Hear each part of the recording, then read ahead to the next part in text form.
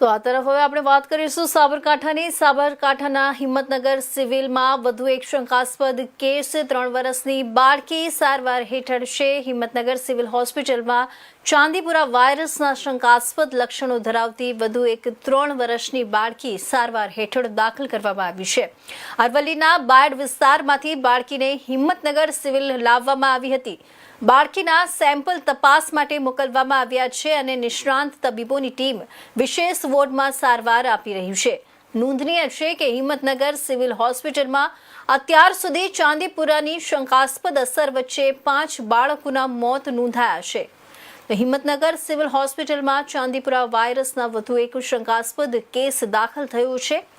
3 વર્ષની બાળકી સારવાર હેઠળ છે। ચાંદીપુરાના રિપોર્ટ માટે સેમ્પલ લેવામાં આવ્યા છે। હિંમતનગર સિવિલમાં અત્યાર સુધી 5 બાળકોના મોત થયા છે।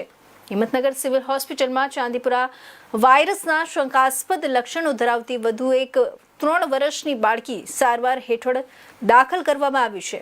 અરવલ્લીના બાયડ વિસ્તારમાંથી બાળકીને હિંમતનગર સિવિલ લાવવામાં આવી હતી।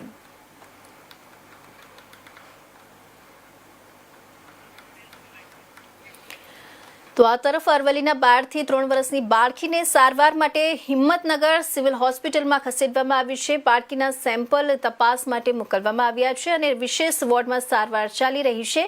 તો આ અંગે વધુ માહિતી માટે આપણે સીધા જોડાઈએ અમારા સંવાદદાતા ભરત પટેલ સાથે। જી ભરતજી, હાલ આ 3 વર્ષની બાળકીની તબિયત કેવી છે? ડોક્ટરો દ્વારા શું સારવાર આપવામાં આવી રહી છે અને સેમ્પલનો રિપોર્ટ ક્યાર સુધી આવવાની શક્યતા છે? શું છે સમગ્ર માહિતી? જી જી એના ચોક્કસથી વાત કરીએ સાબરકાંઠાની। સાબરકાંઠા સિવિલ હોસ્પિટલમાં કહી શકાય 26 તારીખે અત્યાર સુધીના કહી શકાય 8 જેટલા કેસ નોંધવામાં આવ્યા હતા। તેમાંની 5 બાળકો હતા, તે 5 બાળકોના મોત થયા હતા।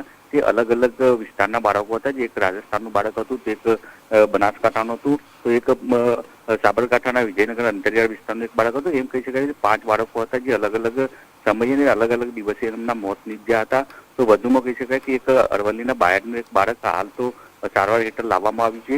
તો અન્ય જે 3 બાળક હતા તેમાંથી એક બાળક સ્વસ્થ હતા, એની રજા આપવામાં આવી હતી। તો અન્ય જે 2 બાળક છે, એક આજે આવેલું બાળક છે તેને પણ વેન્ટિલેટર ઉપર રાખવામાં આવ્યું છે અને અગાઉ એક બાળક આવ્યું છે તેની પણ સ્થિતિ ગંભીર હોવાના કારણે વેન્ટિલેટર ઉપર રાખવામાં આવ્યું છે। હાલ તો કહી શકાય કે જે તબીબો છે તે જણાવી રહ્યા છે કે હાલ તો તેની કોઈ વેક્સિન કે કોઈ દવા નથી, પરંતુ જો તાવ આવતો હોય, ખેંચ આવતી હોય, તેવા લક્ષણો જણાય તો કહી શકાય કે ચાંદીપુરા રોગ હોય તેવું લાગી શકે અને તેની તાત્કાલિક સારવાર કરાવવી જોઈએ। જે નજીકની હોસ્પિટલ હોય કે પછી સિવિલ હોસ્પિટલમાં એની ટ્રીટમેન્ટ કરાવવી જોઈએ અને એના રિપોર્ટો કરાવવી જોઈએ। તો જે બાળક છે, બાળકનો પણ રિપોર્ટ કરવા આપ્યો છે અને થોડા એક દિવસમાં જે રિપોર્ટ આવે એ તેવી શક્યતા છે। રિપોર્ટ આવ્યા બાદ ખબર પડે કે ચાંદીપુરા રોગ છે કે અન્ય કોઈ બીજો રોગ છે। પણ અત્યારે હાલ તો જે તાવની ને વોમિટની જે અસર છે તેને લીધે ડોક્ટર દ્વારા તેની સારવાર હાથ ધરી છે। જી